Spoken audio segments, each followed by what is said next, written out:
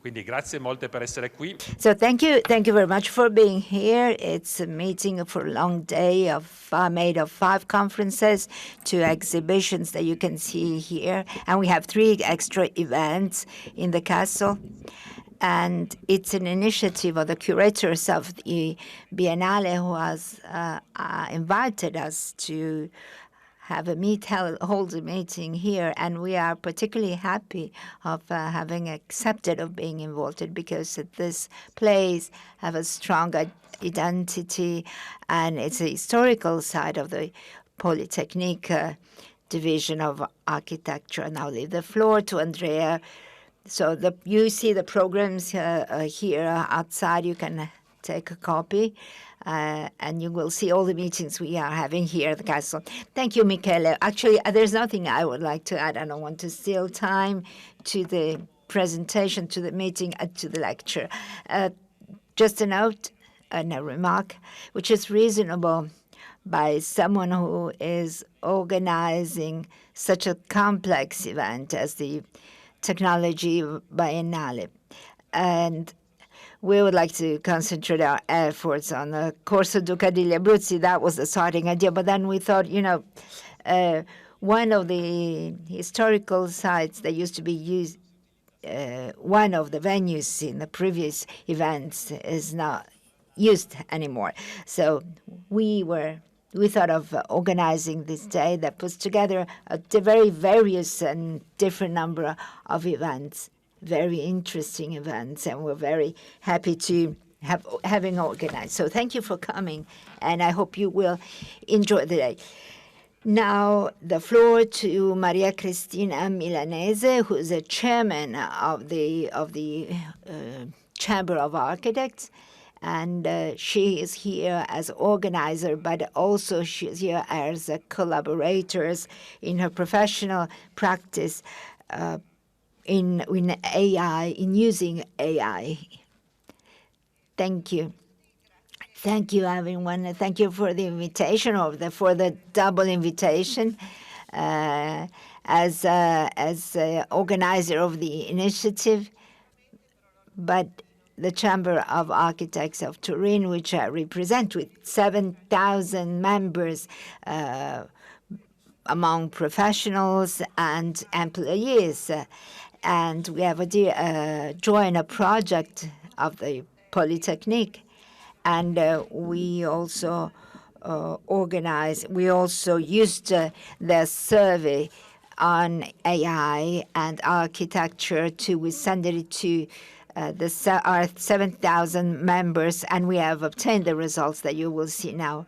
But I would like to share some thoughts with you, because there's a sentence that was written by a philosopher who said, it's a better crazy guy by himself than a sage with other people's opinions. So I would like you to think about this, because behind AI, we have human intelligence, which is the one that gives us the opportunity to grow the AI.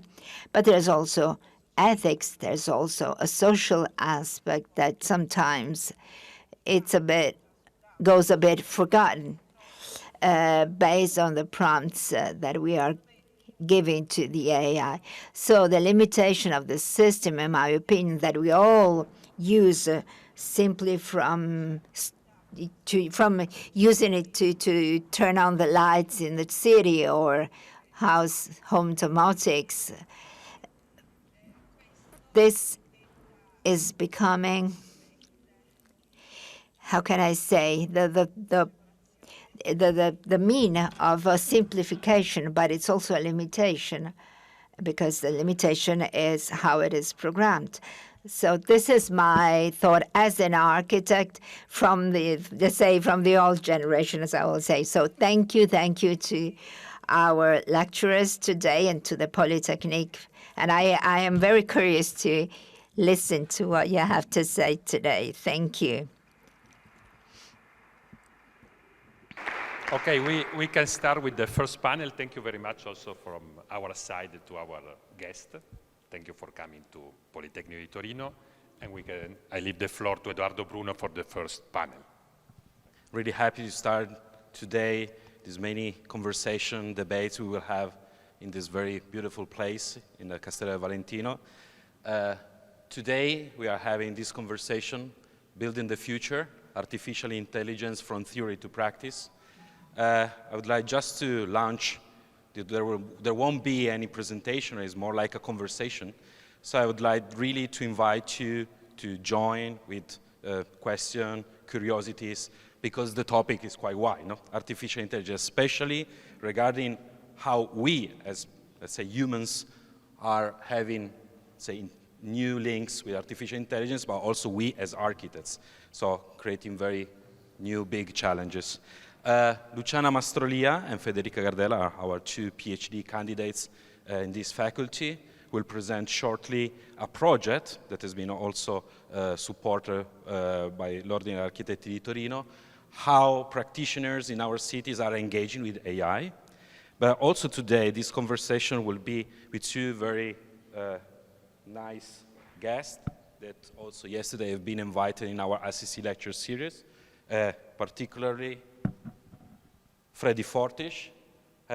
Freddy Fortich is an architect engineer specializing in computational design, BIM coordination, performance-based design, generative design, and machine learning methods.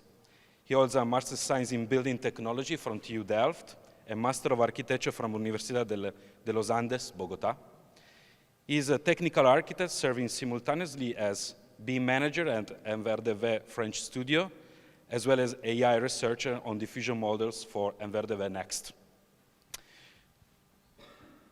Today also joining Professor Daniel Cardoso, that is Associate Professor of Architecture at Carnegie Mellon University, where he chairs the graduate program in computational design and directs the Code Lab, a research and learning laboratory, this is very important for our conversation, rethinking the role of computation in the design and production of the built environment. He's author of publication, exhibition, and technologies, critically exploring the nexus of design and computation, including the book Builders of the Vision, Software and the Imagination of Design.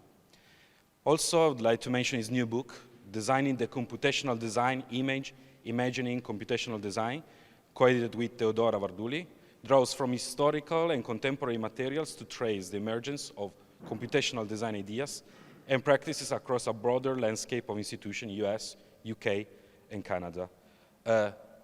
Thank you so much for this panel conversation. We will start this presentation from Luciana and Federica. Thank you so much. And I hope I will moderate the session this morning. I hope really to engage with you. Thank you so much.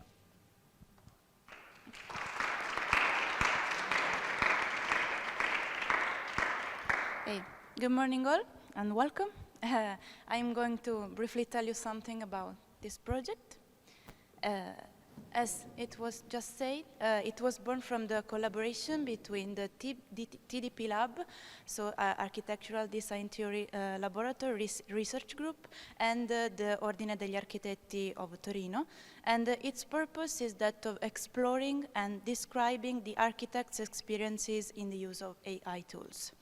Architectural practices in Torino, as the general trend of Italian practices, are most of the times very small, composed by 5-6 professionals and as an average. So the purpose wasn't that of discovering exceptional use of these tools, but on the contrary, that of observing how these instruments could enter in the ordinary and small design practices and which are its implications. The project officially started in July 2023. The first phase involved submitting a survey through practitioners. The objective was to broadly understand who was already using artificial intelligence tools and in which way. Analysis of the responses led us to select a sample of firms that participated in the next phase of the project, that of the interviews, started in October 2023.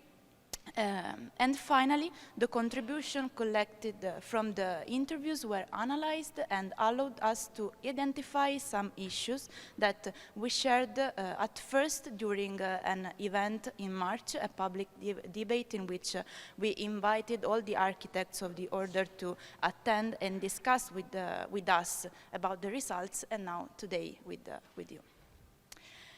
In particular, the survey was divided in 5 sections. In the first one, everyone was asked to give a personal definition of AI and then of AI applied to the architectural practice. Then, professionals were asked whether or not they were already using AI tools. And it was at this point that only those who had responded positively had access to the next questions. These questions concerned the request to indicate the main tools they had used, the phase of the project in which they had been employed, and the reasons why they had chosen to use them. At the end, it was asked to briefly tell about an application experience. In total, 73 responses were received, and among them, 30% of practitioners indicated that they already use AI tool in their practice. Among the tools used, ChatGPT came up on the top, and next in line, almost on a par, are Midjourney and dell'IA, both tools conceived to generate images. Regarding the areas of application, it prevails the support of AI during the activity of constructing the design concept, where these tools seem to stimulate more the designer's activity. Then we have, with equal merit, the production of rendering and images and the generation of texts and project reports. And again, with less weight, the modeling of design alternatives. In addition to this initial numerical data, the designers were asked to briefly recount their experience of using this tool, and it was precisely those answers which, compared with the previous ones, formed the basis for the selection of 8 practices to be interviewed in the next phase. During the interview, each study was asked to talk in more detail about the use of AI in their practice, and this allowed us to further analyze and compare their experiences. Now, I will try to start to go deeper in this part to raise some questions that have emerged just from this experience. The first reflection concerns a kind of redistribution of work that the use of AI tools seems to allow. In particular, the process of producing the first project suggestions seems to be positively supported by AI. In fact, the high degree of image clarity is now achieved in a very short time, and this replaces the lengthy process that used to involve in some weeks and with inevitable delays in dealing with clients. First development of 2D drawings, then a 3D model, and at the end, the project renders. Work that becomes even longer when very different design alternatives are to be provided. Represented here, there is a project board developed by one of the practices involved in the project for the participation in a public competition. The particular aspect of this board here is that all the renders used in the board were produced only by using AI tools, so no traditional methods were adopted. At the same time, among the practitioners, there is someone that struggles himself somehow about the authorship of these images and texts generated by AI. In particular, one of them told us about this feeling of imposter while trying to produce these materials. And he told us that he felt, especially in the first times, like when he went to school and copied during a class test. And he still hasn't made up with this. Thank you. So let's go further. In the background of all of this, there is a very important concept that is the one of delegation. So what do the architects are willing to delegate to AI? From the perspective of image production, we find the use of these tools for the creation of inspirational mood boards or conceptual references to show to the client different possibilities in order to open the discussion during the first meetings and first exchanges, for example. This production also influenced the architect's design choices. These images acted, for example, as replacement for the research of actual design references, which is considered more time-consuming and less effective from the point of view of the suggestions that can be obtained. The construction of design alternatives is followed by the generation of images that aim to replace the production of photorealistic renderings. This type of delegation not only requires much less work time for the designer, but also allows for quick testing of different aesthetic possibilities and design solutions before proceeding to the final project. However, in this case, architects emphasize even more than in the production of concept images that you must be competent in order to give the right inputs to the program. With regard to text production, the spectrum of experiment is even broader. So in this case, one interesting case involved the writing of text to participate in competition for which there were specific requirements to be satisfied. In this case, AI helped to build connections between the competition call with the requirements and selection criteria and the text produced by the designers with their curriculum and competencies. In other cases, AI has been used, for example, to help in writing technical reports or other very repetitive tasks, such as parcel proposals, for example. Finally, AI seems to be used as an emotional mediator in long-distance communication, such as email and texts and messages, to adjust the nuances of the discourse due to the complexity of managing maybe the relationship with the client.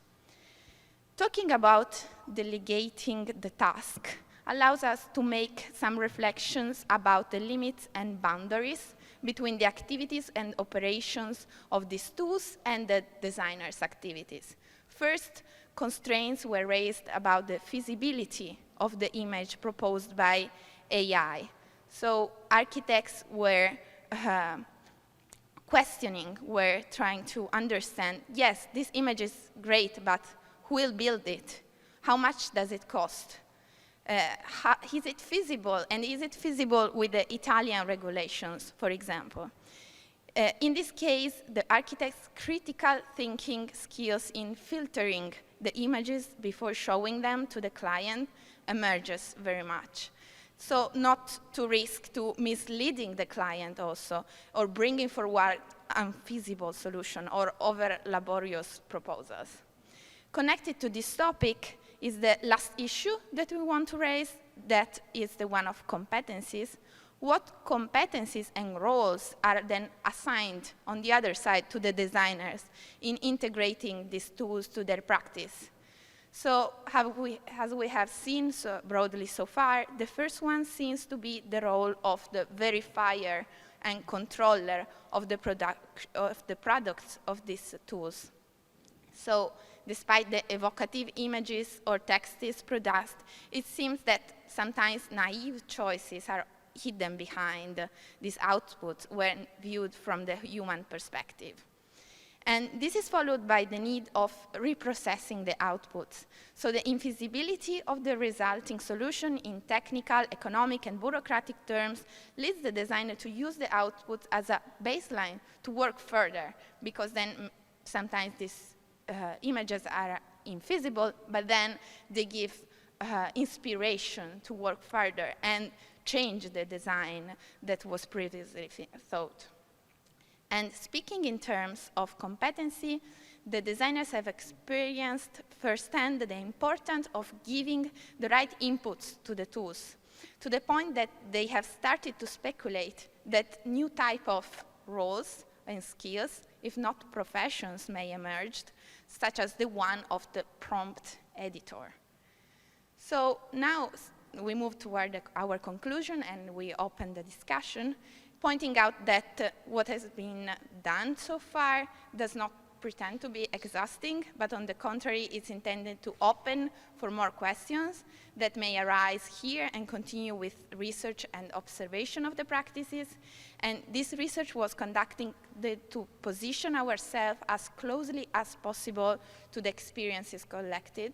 So we rejected any omnicomprehensive look of the topic and tried to focus on the implication on the specific context of observation, composed of firms with a small number of components, certain types of projects dealt with, and specific site of intervention.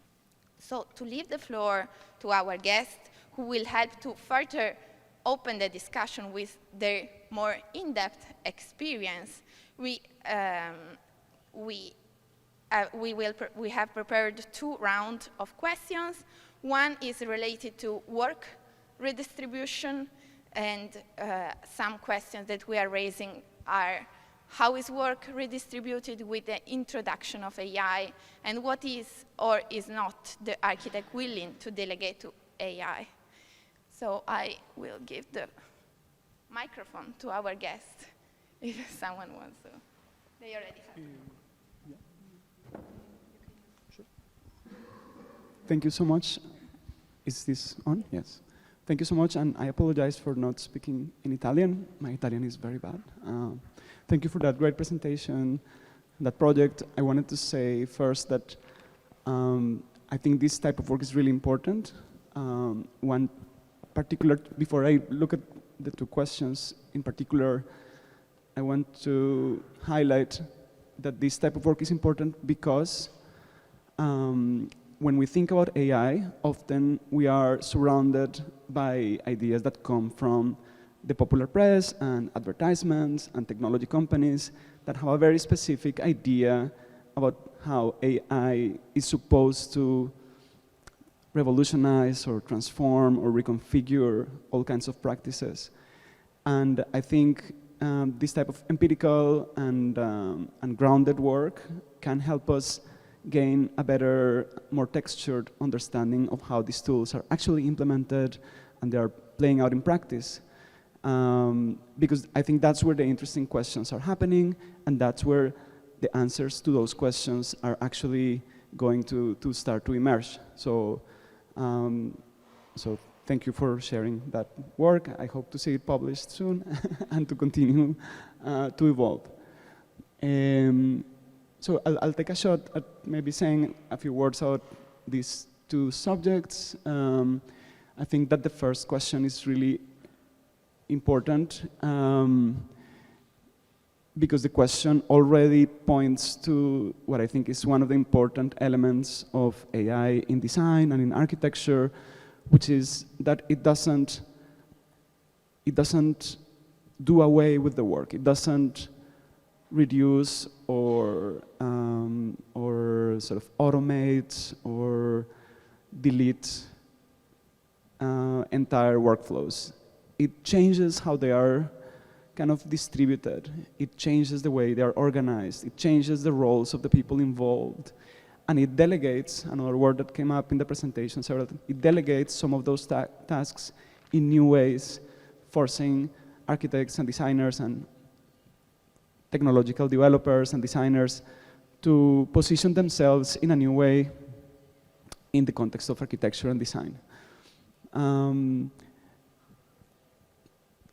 There's an anthropologist of science and technology, her name is Lucy Suchman, and I think of something she wrote once when I think of this question of redistributing work, and is that when we think of a technology, in particular computational technologies, we need to see them not specifically in terms of how their makers are presenting them, but in terms of what they're actually doing. And she uses this language. She says something, I'm paraphrasing, we need to see them as propositions.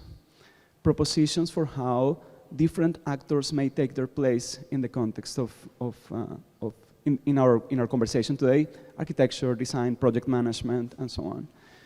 And I think yesterday in the presentation, in the conversation with Freddie, we saw a lot of interesting examples of how all kinds of practices from image production to spatial analysis, layout generation, are supported or aided or transformed as a result of this technology. So I don't think there's one answer to these questions. This is a new landscape that we are starting to explore and so on. I don't know if you want to tag with this or... Yeah. Firstly, yeah, thank you for the invitation. I'm really happy to be here. And I would like to start answering this question kind of by sharing a bit my personal reasons or my anecdote of why I'm interested in this aspect. I have been interested in anything that allows me personally to be more efficient.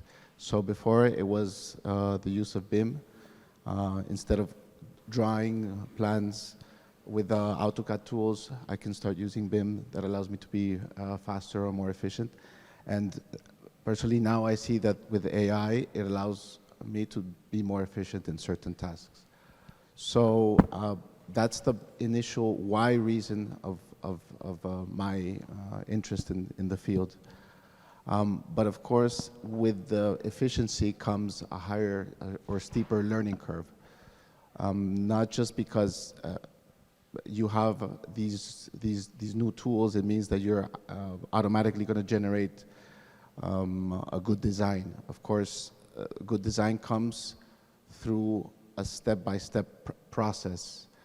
And that's what I really want to emphasize in the use of these AI tools. These are not, I like to say that they're not metaphorically a magic wand, but rather a power tool that you need to use. Of course, we're now at the top, I would say, of the hype curve of AI, and everyone is talking about it. And it sounds like this complete paradigm shift, but I like to stay a bit more grounded and look at AI as a tool and not give it so many anthropomorphic characteristics, because usually what we're saying is AI, we teach AI or AI learns, but in the end, AI is simply a tool that shows us a certain pattern. It shows us some pattern that we have taught it. It's a statistical analysis, basically, in the purest sense of the word. So that comes with these biases. So by thinking of the work redistribution, what it really does is it makes us be a bit more efficient in certain things, and it allows us to generate images really quickly. But then, of course, we have to be critical. So the work redistribution would be, yes, we can generate thousands of iterations very quickly, but then we have to step back and say, do these iterations make sense? So the work redistribution would be to allow us to have a little bit more time to think critically about the designs, rather than doing the traditional work and spending so much time in developing these thousands of iterations, to say. Thank you. If I would like maybe to start from something that you already said, also starting from what you had during the lectures yesterday. So it seems that you said being more efficient, being faster, and also you're speaking about how we, let's say, position ourselves towards AI. So it seems quite clear to me, considering work redistribution or how this will change the industry, that we need to move towards responsibility. You know? So sometimes we use these words, teaching something that is not human, no? AI is not human. So some words that seems humanizing something that is not definitely human. And so we need some more responsible, so taking actions, no, towards AI, instead of saying just receiving something, but trying to cooperate, so form of cooperation. No? Sometimes architects have this fault, so to be just users. So many architects use CAD drawings, but I think they don't really know how AutoCAD really works in coding or programming, no? So we use tools, but it's difficult to, let's say, cooperate with these tools, no? Yesterday you already showed some methodologies you are thinking about. So I would like to, in order to go more in deep with this question, understanding how we can emphasize the responsibility or take action together, not towards, like against, but together with AI, maybe, if you can. Maybe I can, yeah. So I think regarding that, what comes to mind in responsibility is not, I'm very critical about using the models that we have available right now and just simply start using them and sort of call these prompt engineers. I think there's a very careful consideration that you have to think about when calling someone a prompt engineer, because in the end I see it a little bit like alchemy. It's not a very scientific approach in using these models. So I would be very careful in that term and trying to control AI through the perfect prompt. I don't think that's the way to move forward. I think the true goal that we should think about responsibly is to start training our model, our own models, use the data that we have collected, that we have organized, and teach it our own design ethos, and that's what interests us in this field. Not only using a tool just because it's there and it's available, but responsibly cultivating it and aiming it towards what we see architecture should look at. Yeah, maybe just building a little bit on that.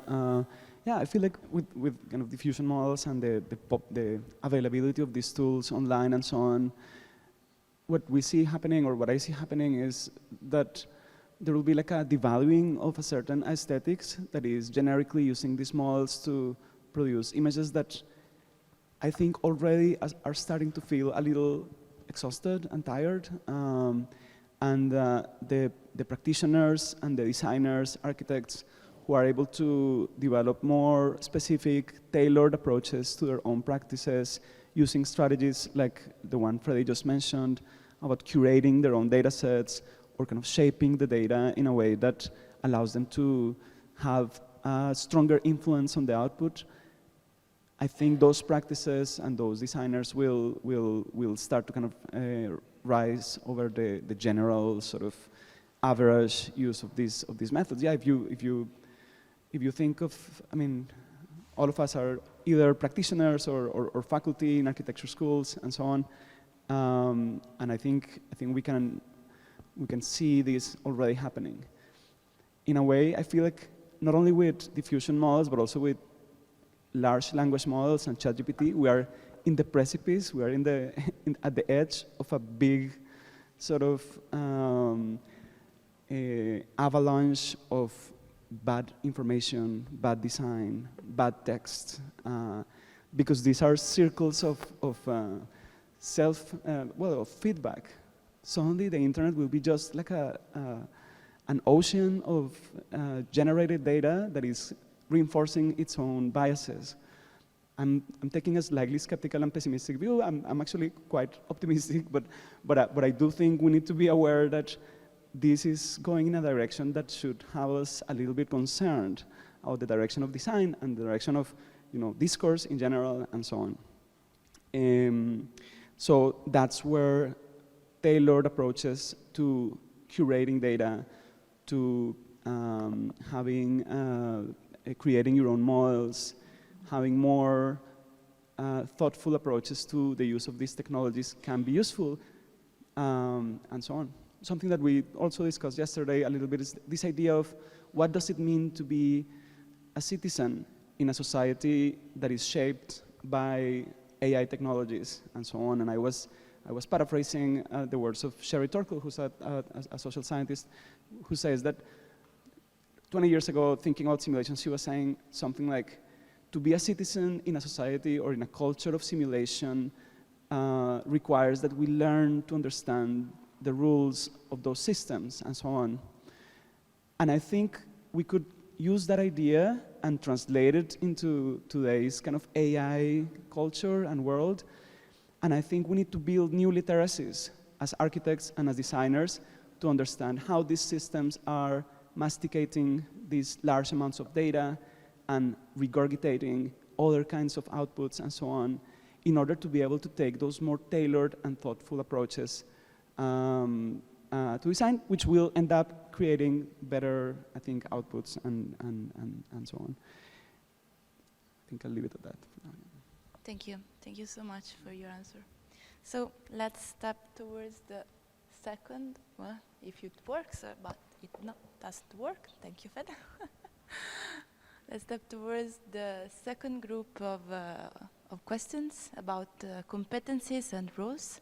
And we ask you, are there any real new competencies that are found in the application of these tools and which the architect must equip himself with?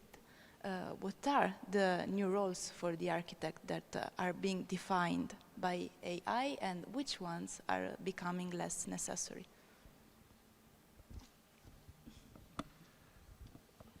So how we've been lately seeing this field of AI is evolving extremely fast. And we see how we're barely starting to use programs such as dall'I, Midjourney, Stable Diffusion, then a new software more interesting that does not only images but videos like Sora is coming out. And the speed of which this information or these models are coming and how fast they are improving really makes you rethink or think that the most important competency that I would think you have to have is curiosity and flexibility. I think in this fast-changing world, the software that we started using, so I started with AutoCAD, and now AutoCAD should be replaced by other softwares that are much more efficient. And the same thing will happen with AI. Maybe we're using now certain diffusion models, but as the diffusion models increase and become faster and better, we start using another software. So it's this ability to be flexible and on top of these new tools that are coming out. And I like to see it in a sort of playful manner. I think that the best way to learn something is playing with it. That's how children learn. So if you have this attitude of, I don't want to learn this new software because I don't know how to use it, then you will be left behind. So I think that the competency is this playful curiosity as a child. I agree with the curiosity part. I think that's essential. I wanted to add one thing, and it's the idea of hybridity. And I think it's really important to keep in mind that none of these tools will fully replace existing workflows and practices. They will they will sort of enter into the workplace in interesting ways that cannot be fully prescribed. And I think that's part of the interesting thing. It was so interesting to see in Freddy's practice at MVRDB. It's AI models, but there's also Photoshop and Illustrator, and you're going back and forth between different media in order to kind of refine a process to develop new approaches, new workflows that in themselves are innovative. So yeah, AI, whatever tool we're using, plays a role in shaping a workflow, but they are not entirely replacing a single or an entire task. So I think that's really important. One technique never fully replaces another. So a curiosity, a confidence in the sort of hybrid nature of design that is cross-media, goes from different softwares, physical models, drawings, etc. I think that's a very rich universe of practices that I think it offers a very fertile ground for innovation when combined with new tools. I would like to start from one word that you said, Fortich, that was being child, no? So a little bit childish. And also yesterday during some lecture you said, okay, let's be fool, let's be sometimes crazy, so experiment, also curiosity. There are some words that have been used many times, But at the same time, there are other words like how we create specific collections, archives, curate. So it seems to me that we have this bias in the middle, no?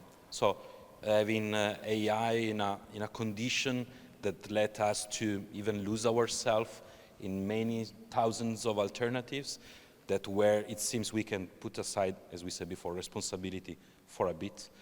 And then another side that say, no, we need to be, not say control, as we say, but at least be aware in the way, let's say, we are building even our libraries or our references.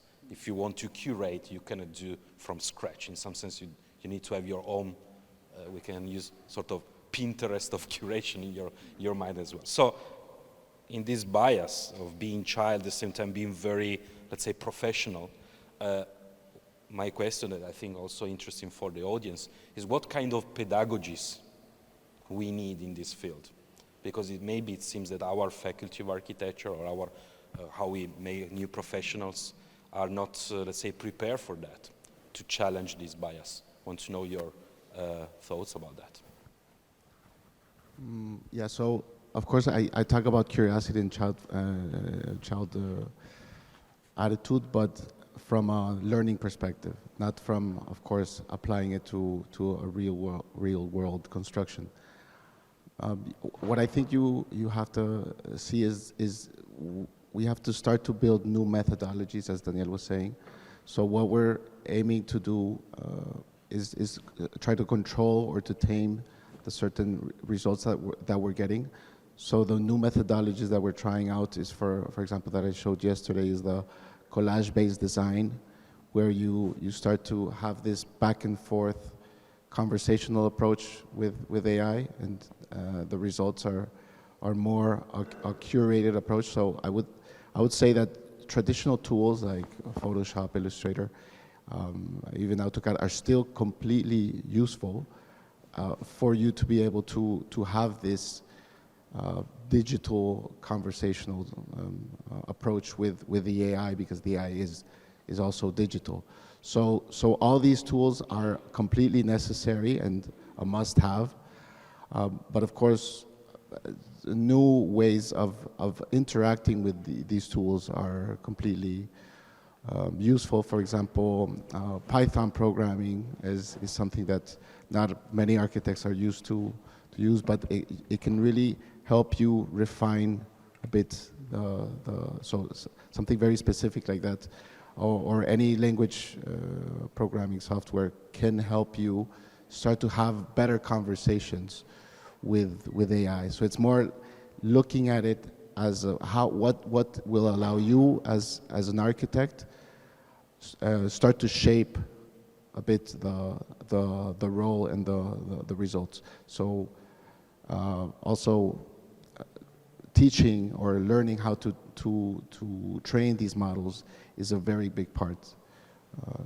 So and basically what we're using also in MVRDV, more than ever, archiving your work, organizing it, being able to find all this information within the sea of terabytes of information that come from our offices becomes more and more important, because I like to refer that we're in a new gold rush, and instead of gold rush is the AI rush, and I'd like to compare the metaphor is the data is the new gold. So. I think the question of pedagogy is really, really important today. I work in the United States, and I feel like, at least there, the expectations of the kind of professional education of the architect are such that it makes it very difficult for a curriculum to allow students to explore in any meaningful depth many important questions in architecture, including questions of data, questions of computing, questions of, not to mention other important arenas of work. So sometimes I fantasize with a world where the professional core of the architectural curriculum is not this very rigid structure, but it's a structure that allows for certain flexibilities, that allows students to seek concentrations and seek in-depth knowledge in different fields. I'm not saying that everyone should become an AI expert or a computing expert, but I think we should also recognize that architectural work is very diverse. Architects play all sorts of different roles in the built environment. And I think that the core education of the architect has, at least in the US, remained very fixed on a very specific set of skills and practices that make it difficult to engage with some of these things and others as well. So what would happen if we were to imagine a slightly more flexible curriculum that allows for some architects to become,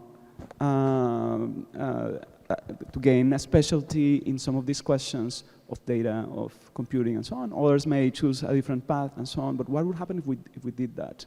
And how can we reimagine the professional core of the architectural culture to accept that and to produce a new and more diverse cohort of professionals thinking about these questions? Thank you so much. Considering the schedule really tight of our Biennale Tecnologia for this morning, now we have still, I believe, 10 minutes. I would like to open if there are any questions from our audience. So if you like it, if there's someone. Yes, please. Hi.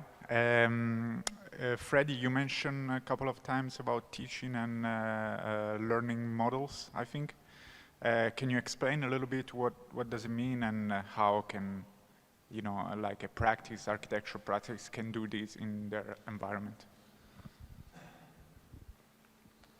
Yeah, so specifically, so AI is a very broad term and it encompasses many things. What I have been particularly looking at right now is the diffusion models, because this is completely image-based production.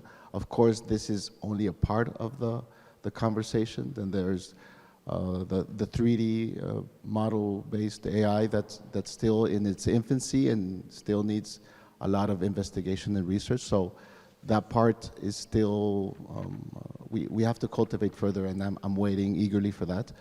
But for now, the expertise in what I have been looking at, or we have been looking at at MVRDV, is how to train our own specific smaller models of the stable diffusion. So stable diffusion is one of the diffusion engines that you can use. The interesting thing about that is that you can use another model that works in conjunction with stable diffusion that's called ControlNet. And that one sort of freezes the architecture. So it really, you can have your own intentions and present your own proposal and not a random proposal that comes from other diffusion models like dell'i or Midjourney. And once you have that frozen geometry, you then have to also use, or what we're trying to do is use separate additional models that are called LoRAs, or low-ranking adaptations, that are trained on MVRDV proprietary data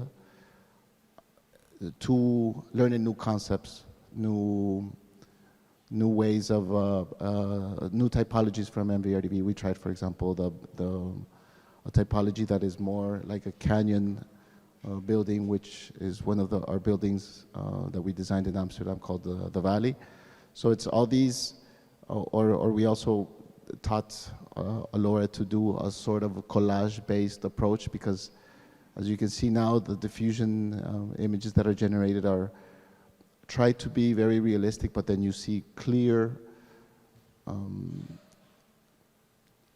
defects in the image quality or hands that are deformed, or some deformity. So we like to train these new collage-based image models that will work in conjunction with these defects and really generate something that's a bit more abstract for them. So basically, the models that we're trying to train are LoRa models that teaches the MVRDV design ethos?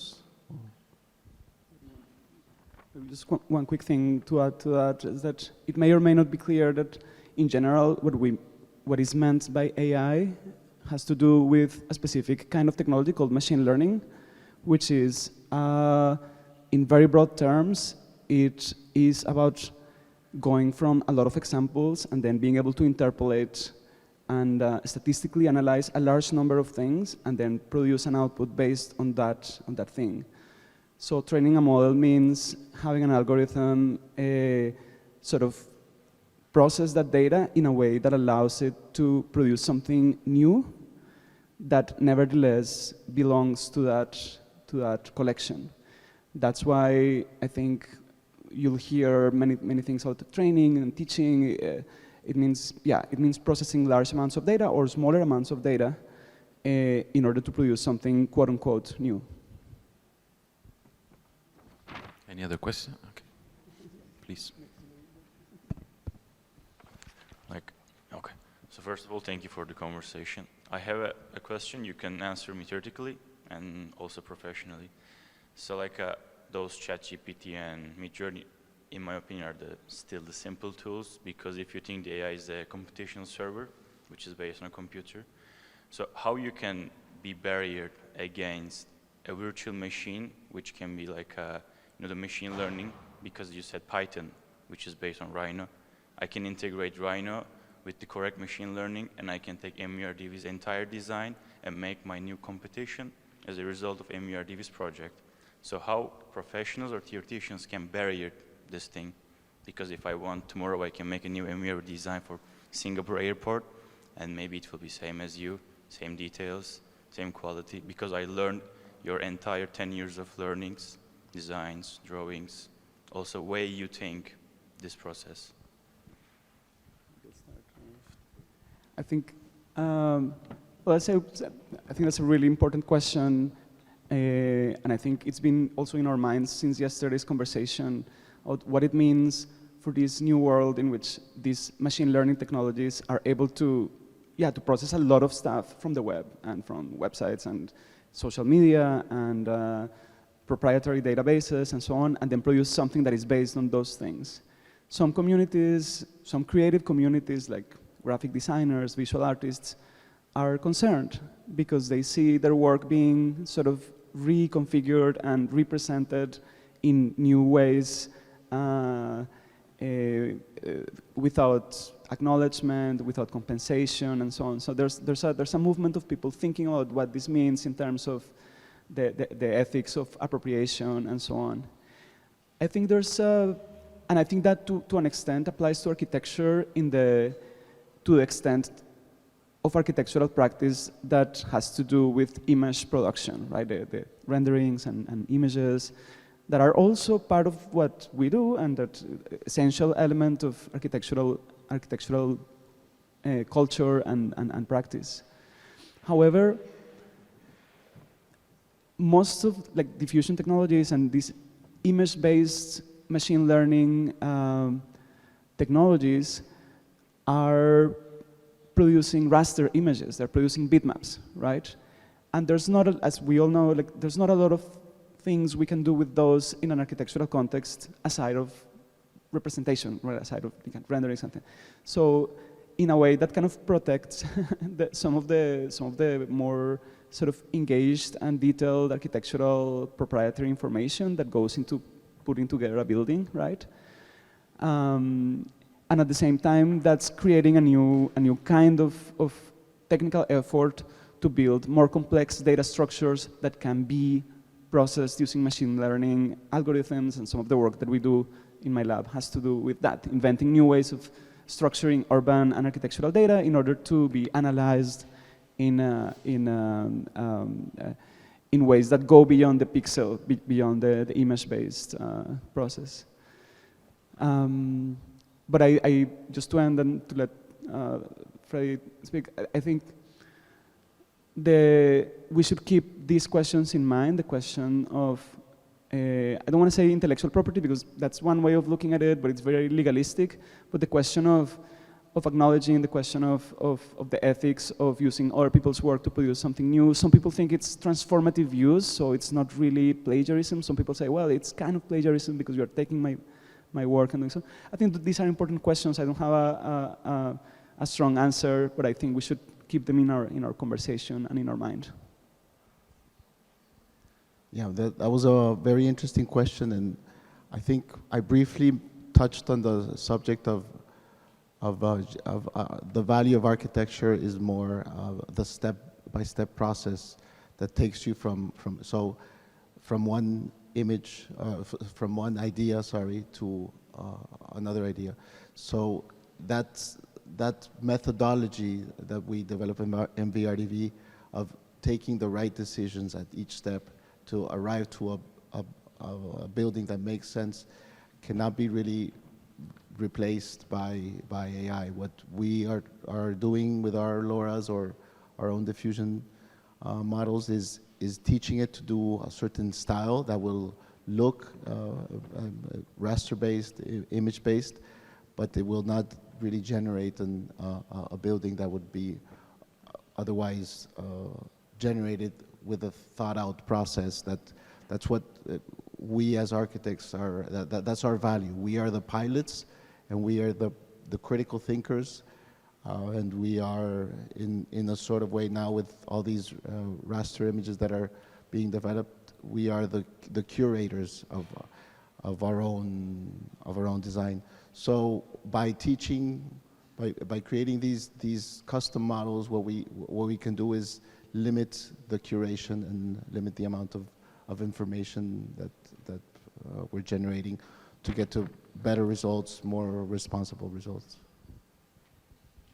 Is there another question from the audience? Yes. Great. Thank you. So we live in a more and more connected planet.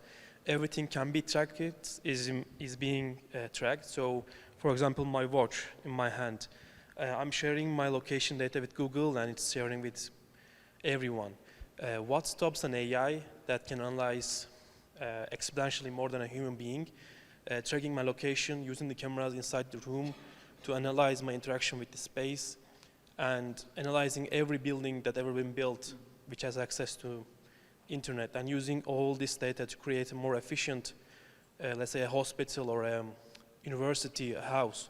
Maybe not the next award-winning architecture, but a building is more efficient because of AI. And maybe an architect will just, in the end, says, okay, it's feasible, so let's build it. So it will replace maybe 99 architects with one AI. Is it feasible? Again, I go back to the approach of how we should see AI as a pattern recognizer. So because AI simply takes all this data and finds a certain pattern, there is the intrinsic bias, but also from that pattern that the architect simply becomes someone that can use the pattern that's coming from AI and really reinterpret it. So I don't really think that it can replace the critical thinking of the human being if you see it from a perspective that AI is just giving you more information. I think we have to see it more as a tool that can help you be more efficient in certain aspects of your work, but not replace it, if that makes sense. Yeah, I agree. I don't think, what I'll mention is that this idea of technologies taking over and replacing and all of that has been, it's not new. And it's been, some of my work is historical, and I've been sort of tracking how since the 50s, people have imagined computers and their role in design. And even in the early 60s, you would find that kind of idea, that the architect would disappear, that the engineer would be kind of removed from the equation, or the other idea, which is complementary, which is that the idea that the computer would free the architect or the engineer to be more creative and to be more, to have more time to do other things. And I think both ideas are wrong. I think what we have seen with the introduction of other technologies like CAD and BIM and other related systems is that the practices change, but nothing fully replaces what was before. And things start to interact in ways that are sometimes unpredictable, sometimes interesting. But I think everyone in the room here, we all know that, you know, a CAD system is not a perfect slave of the designer, as it was touted in the 60s and 70s, or that BIM doesn't kind of make necessarily everyone's life absolutely easier.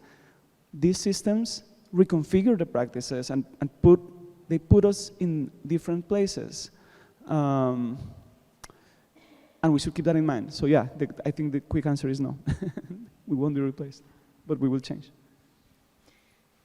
I have a question that raised with your conversation, and it's about interdisciplinary.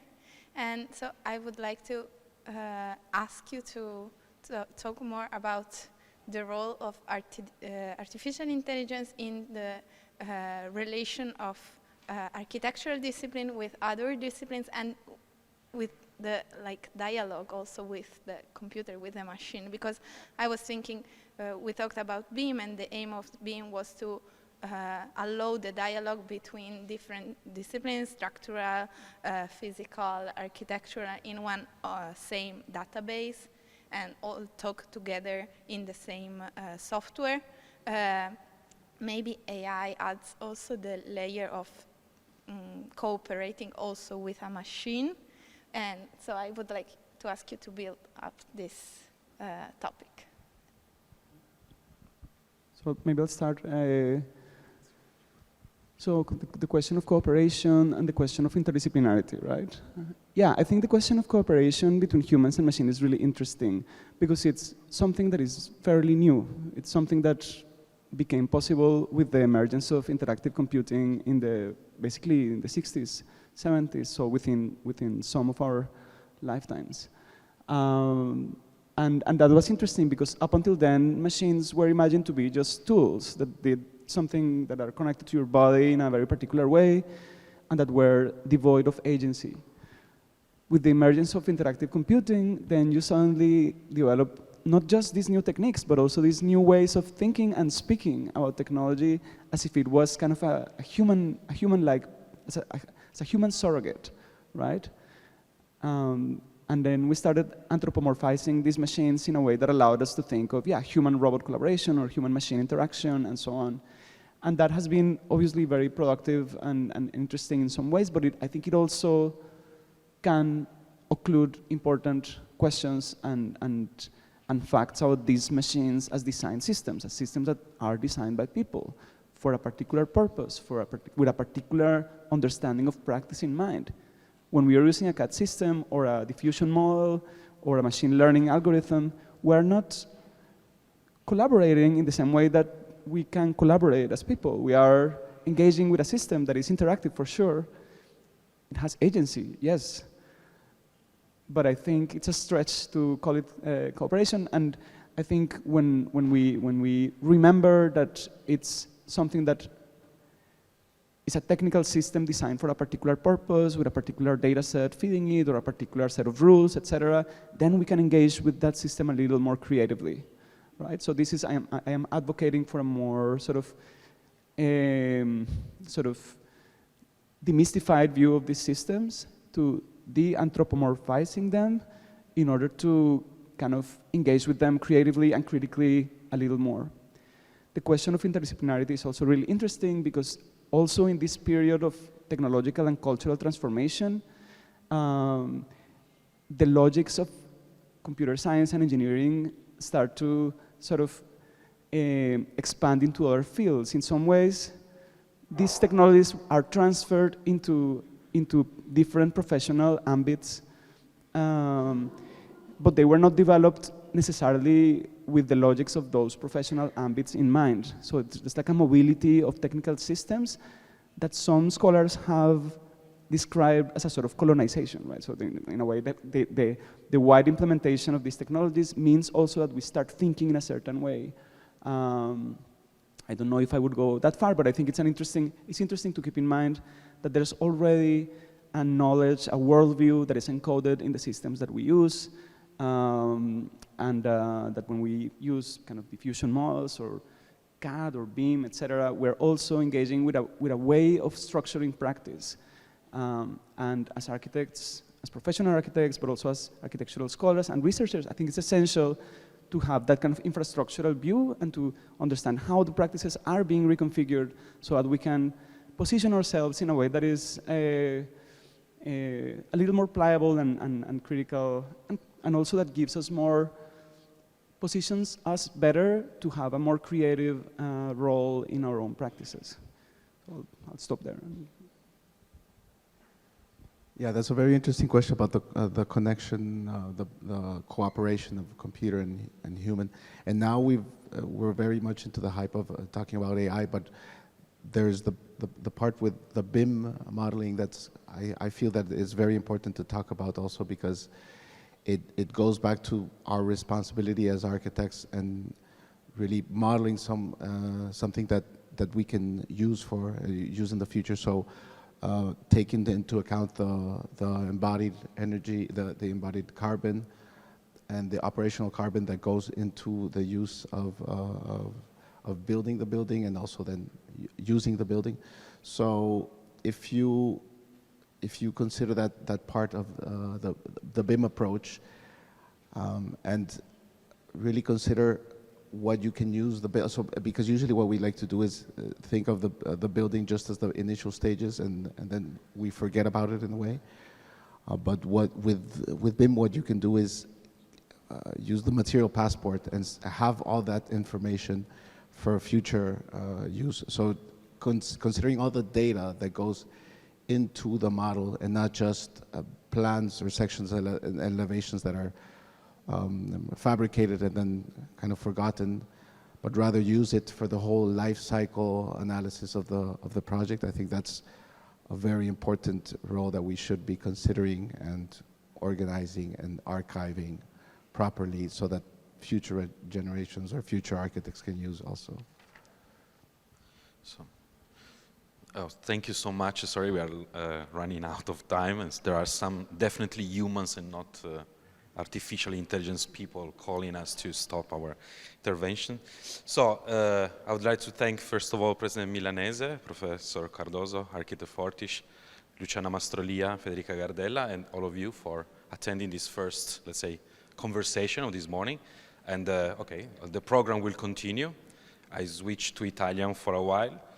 Vi devo ricordare che, allora, prima di tutto... First of all, I would like to remind you that in the court there will be a presentation that we kindly ask you to go and see of the Sasso project, which is this alpine architecture module that was developed by our department with the support of many companies. It's very interesting, and shortly we will have another conversation at 11:30 with smart cities, about smart cities with Luciana Tozzi. Thank you for your participation. Thank you.